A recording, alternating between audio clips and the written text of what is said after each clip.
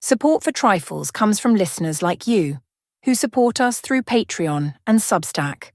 Bonus material, thank you gifts, and more await at patreon.com/trifles and at trifles.substack.com.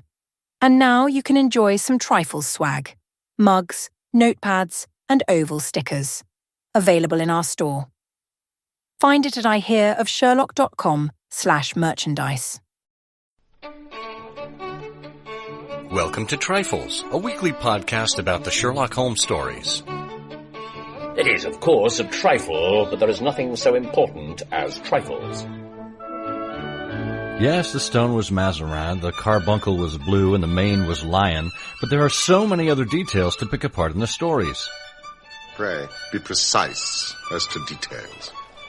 You know the plots, but what about the minutiae? Have you ever stopped to wonder about what kind of chemistry experiments Sherlock Holmes was running? Or what a yeggman is? Or why Holmes's index was sorted haphazardly? You are very inquisitive, Mr. Holmes. It is my business to know what other people don't know. Scott Monty and Burt Wolder will have the answers to these questions and more in Trifles. The game's afoot. Episode 483, The Materia Medica of Sherlock Holmes. Well, hello there, and welcome to Trifles, the podcast where we look into the minutiae in the Sherlock Holmes stories. I'm Scott Monty. I'm Burt Wolder. And Burt, do you have your materia all put together today?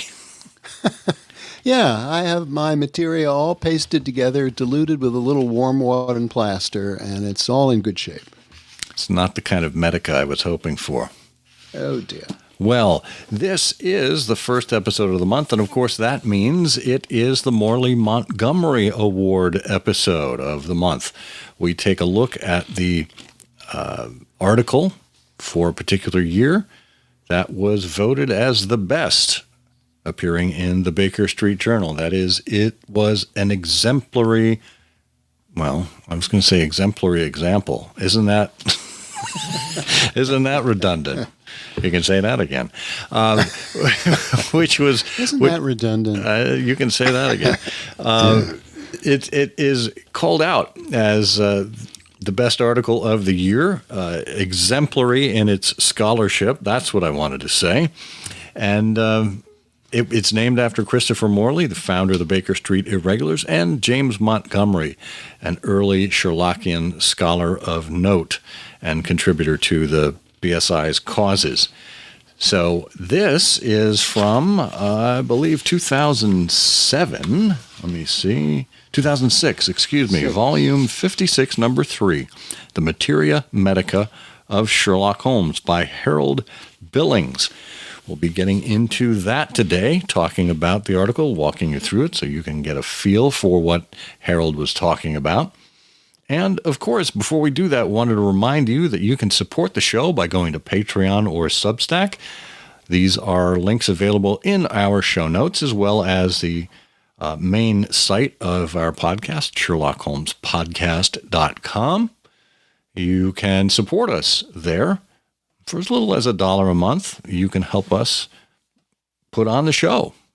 You know, we have to pay for email and hosting and all kinds of costs associated with running a fine program like this, and we do appreciate your support. Whatever amount you can afford, that's fine with us. We also have merch available if you'd like to buy yourself a Trifles mug or get a Trifles mug for a colleague, a Sherlockian whom you know. All the proceeds from our merch go to support the show as well. And then finally, if you have a suggestion for us, if there's something that you'd like us to cover on this show, just email us at trifles@ihearofsherlock.com. That'll get you right into our inbox, and you can tell us what you think.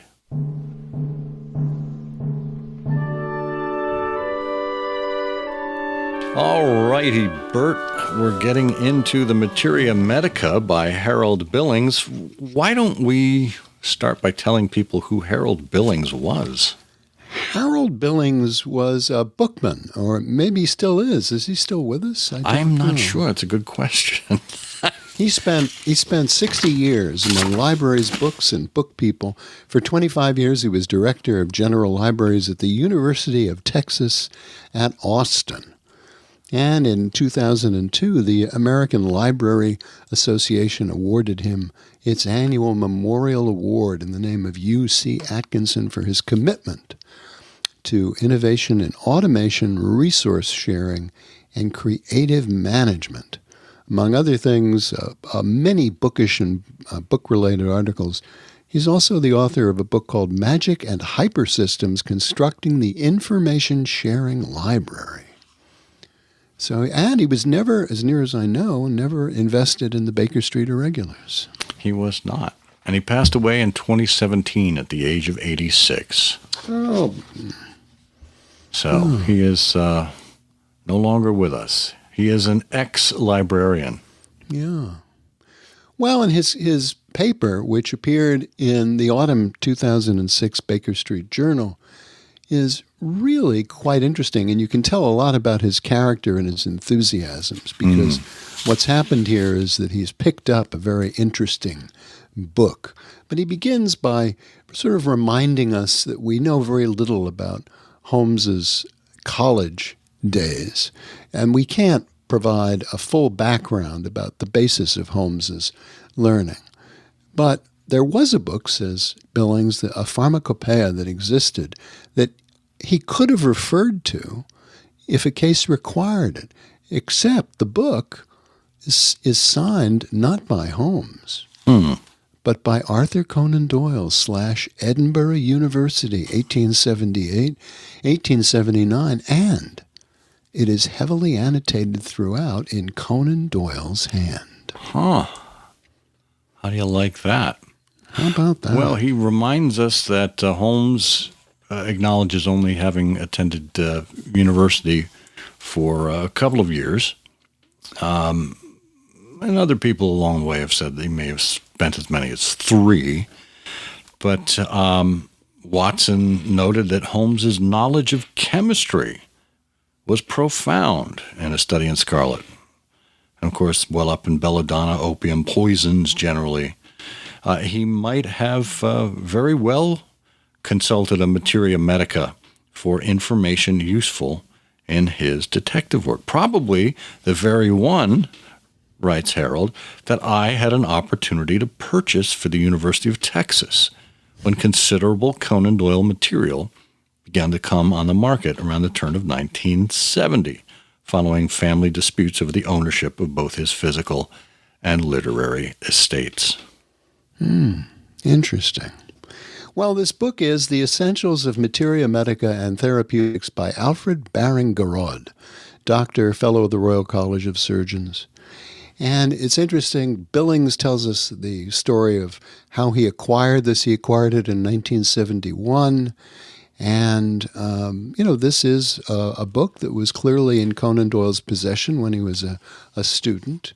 And as he says, it was annotated on virtually every page with extensive underlines and holograph notes, marginalia that were obviously meant to assist him, either in his medical studies or his later practice, with quick summaries of the contents of much more densely detailed topics in the textbook. And then there's also notes on the rear fly leaves, where Conan Doyle wrote up specific directions for the preparation of medications or descriptions of the effect of drugs, various drugs, on the human body. And Billings gives us an example of this first type of annotation, Conan Doyle's treatment of hydrochloride of morphia. He not only underlines the most salient points about the drug, but he summarizes in the margins the steps to follow in the preparation. And then, and a second type of this kind of notation in the book, Conan Doyle. Wait, you're not going to give us the recipe? First, you put your 2 knees close up tight. Then you swing them to the left and you swing them to the right. You evaporate opium with water. Add chloride of calcium, evaporate excess color between calico, dissolve again in warm water, evaporate, dissolve again, add ammonia, and then morphia precipitates and codia is left. Wait, you said evaporate excess color between calico? I didn't know there were cats involved. Well, there are cats. This was, I think Cats was the name of his library assistant. But anyway, Conan Doyle later on provides his own description of the effects of certain drugs, as in this example entitled Slow Arsenic Poisoning. Well, so we've got a list of symptoms here that include vomiting and pain in the stomach and a wiry pulse. Your forehead feels stuffy, your eyes are red. The last of symptoms may seem a slight one, and that is eczema. Wow. ACD. That's amazing. And he says careful reading will show that Conan Doyle wrote all these symptoms in strangely punctuated lines to make his notes rhyme like verse. Vomiting, plenty of stools, pain in the stomach and bowels, pulse wiry, forehead feels stuffy, eyes are red and are puffy. The last of the symptoms may seem a slight one, and that is eczema. Burma shave. Yeah. That's great.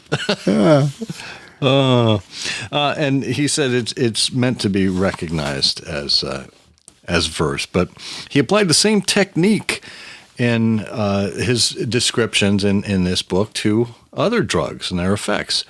Actions of liquor potassii, a violent poison and famous antacid, quinine, opium, tartar emetic, ether, turpentine, mercury.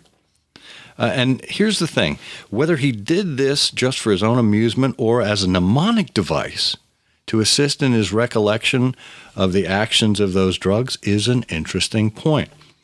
Now, I have to say, this is exactly what I was thinking, because I was a pre-medical student. And in taking years of biology and organic chemistry and other things, we applied the same kind of things. I remember freshman chemistry at Boston University, I was introduced to the wonders of Tom Lehrer and the Elements song sung to the tune of I Am the Very Model of a Modern Major General. There's antimony, arsenic, aluminum, selenium, and hydrogen, and oxygen, and nitrogen, and rhenium, and nickel, neodymium, neptunium, germanium, and iron, americium, ruthenium, uranium, europium, zirconium, lutetium, vanadium, and lanthanum, and osmium, and astatine, and radium, and golden protactinium, and indium, and gallium, and iodine, and thorium, and thulium, and thallium. And then, of course, there was a mnemonic device we had for all of the cranial nerves at one point. There's some 12 of them, and there was a phrase that we memorized there. So that's very common among medical students and students studying the sciences.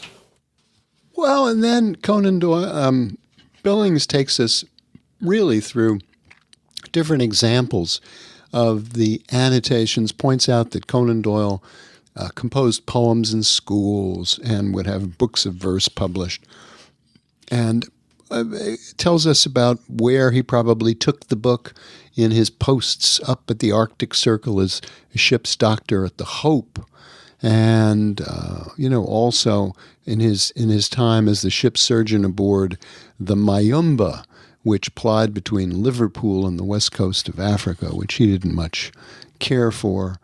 And we have a list by Billings of some of the treatments and cases Conan Doyle as a physician would have dealt with, including those old favorites, gonorrhea, hemorrhoids, and how you treat these things, or inflammatory diapedesis, which I aspire to know more about inflammatory diapedesis.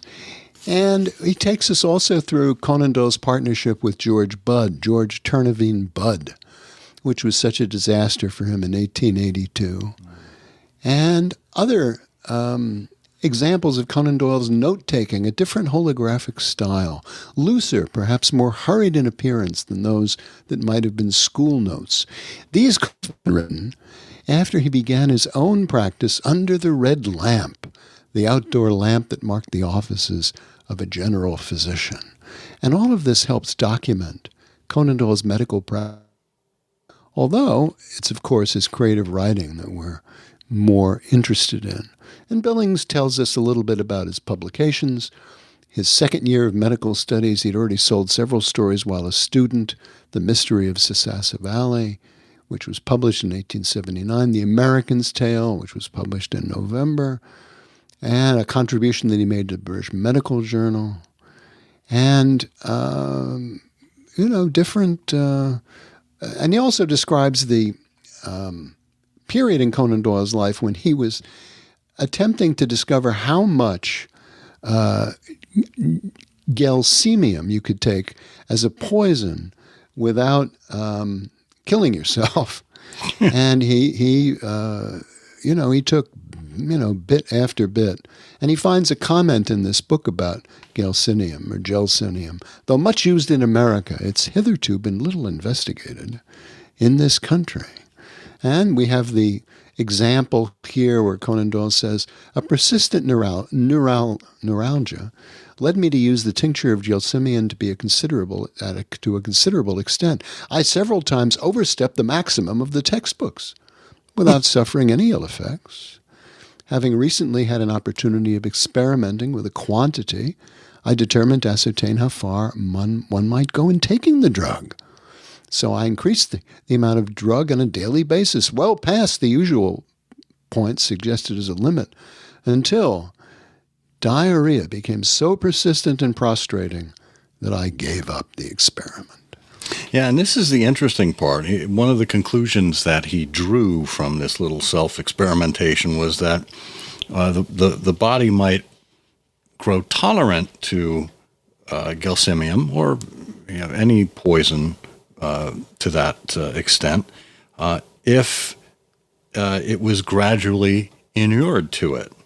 That is, if you introduced small doses and kept repeating that and maybe increasing the dosage over time, the body might acclimate to it. And Billings says this type of experimentation just might have been ascribed to Sherlock Holmes as well. It was pretty consistent. And, of course, this kind of self-experimentation, it was typical at the time because there weren't the same kind of studies that we know today. Edinburgh, of course, was where there were, lots of medical leaders. It's where the Materia Medica was published as well. Leaders in toxicology and investigational self-medication, like Sir Robert Christensen, retired just as Conan Doyle was getting to medical school. He had written a highly regarded treatise on poisons. It was based in part on self-experimentation. And then he had an assistant, Sir Thomas Richard Fraser, who was a professor of Materia Medica and clinical pharmacology while Conan Doyle was there. He succeeded Christensen as the expert in the field. And they would have continued with that kind of self-experimentation as examples. Now, we get into some of the foreign extractions, foreign poisons, toxins, etc. Strophanthus, this was a poison that was applied to arrow shafts, and tropical African tribes used those in hunting and warfare. And Conan Doyle, of course, would become familiar with that during his trip along the gold and ivory coasts of Africa. Interesting. Oh. And then Billings reminds us that early on, when we first meet Sherlock Holmes, in fact, before we even meet Sherlock Holmes, Stamford is talking to Watson in Study in Scarlet. And Stamford says, I could imagine, about Holmes, his giving a friend a little pinch of the latest vegetable alkaloid, not out of malevolence, you understand, but simply out of a spirit of inquiry, in order to have an accurate idea of the effects. To do him justice, I think he would take it himself with the same readiness. So that's a lovely characteristic here. Yeah. And Billings tells us Watson would have had his own Materia Medica text to consult during his practice, and reminds us about St. Bart's and the knowledge Holmes has acquired or could be acquiring in his observations of the hospital's dissecting rooms, and then takes us to the cases of Sherlock Holmes. The resident patient, which he says, Billings says, this has been called the most medical of the stories in the canon. The story that involves Dr.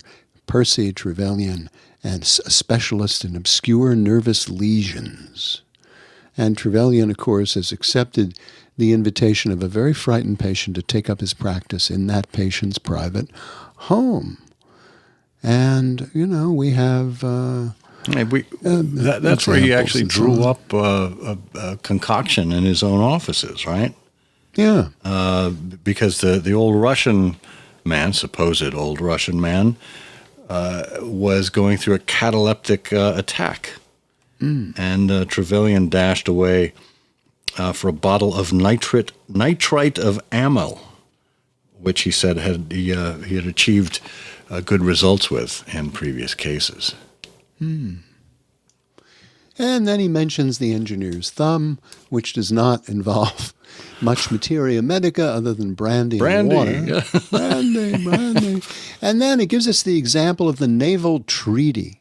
And it's interesting, at the start of the naval treaty, things are hinted at, but we never learn more. Watson says Holmes was seated at his side table, clad in his dressing gown and working hard over a chemical investigation. We have the Bunsen burner and a distillation process going. Holmes doesn't glance up as Watson comes in. He dips into this bottle or that, drawing out a few drops of each with his glass pipette, and finally brought a test tube containing a solution over to the table. And in his right hand, he has a slip of litmus paper. And we have the famous comment he makes to Watson, "If this paper remains blue, all is well. If it turns red, it means a man's life." He dipped it into the test tube, and it flushed at once into a dull, dirty crimson. "I thought as much," he cried. "A very commonplace little murder," said he. I love that scene. Such a great scene. And then Harold turns to the Devil's Foot. Says this is probably one of the most esoteric uses of poisons in the canon. Of course, it's what he believes is a conscious effort by Conan Doyle to divert prospective users of poisons by switching the type of one lethal alkaloid for another, or simply letting his imagination conjure up what might be needed for a story from his own knowledge of poisons and personal experience with them. So the Devil's Foot root, he said, was from a West African plant. And, of course, the curare or some other devilish drug in the Sussex Vampire. He says, well, this could have been inspired by what Conan knew of what Conan Doyle knew of Gelsemium. And that was prepared from the torturous root of the yellow jasmine. That's from Devil's Foot. And then he says, of course, the South American poison, that's the yellow jasmine, it could have been based on the West African arrow poison prepared from the Strapanthus tree climbing vine of the West African tropics. Both of these could have helped shape the Devil's Foot powder that Leon Sterndale used and brought back from Africa. And, of course, he said it had been used as an ordeal poison by African witch doctors. And there are also, similar echoes of poisons in the poisoned arrows used in the Sussex Vampire, as you say. And, the real point is that, says Billings, that Sherlock Holmes and Dr. John H. Watson both were Conan Doyle. And neither could be more or less than Conan Doyle's own training, experience, and imagination that he brought to their characters. It's significant that this textbook used in medical school by Conan Doyle represents a cradle of the contemporaneous drug and medical background of all three. Further study of it may assist in understanding and enjoying more fully the adventures that Holmes, Watson, and Conan Doyle all shared. Really is a marvelous piece by Harold Billings here. We encourage you to get a copy of the EBSJ and check it out, or if you can find a used copy of A Remarkable Mixture, edited by Stephen Rothman, you can find it there as well. I'm struck by. I mean, we have Billings saying that this is this book was the cradle of scientific and medical information for all three, Holmes, Watson, and Doyle. But it also strikes me as having the nuggets, the beginnings of so many of the stories of Sherlock Holmes that it almost becomes the petri dish from which Holmes and Watson sprung. Oh. Well, and that is much more than a trifle. It is, of course, a trifle, but there is nothing so important as trifles. Please join us again next week for another installment of Trifles. Show notes are available on SherlockHolmesPodcast.com. Please subscribe to us on Apple Podcasts and be sure to check out our longer show, I Hear of Sherlock Everywhere, where we interview notable Sherlockians and share news of the Sherlockian world. You've taken my breath away, Mr. Holmes. Don't go, Doctor. I may need you.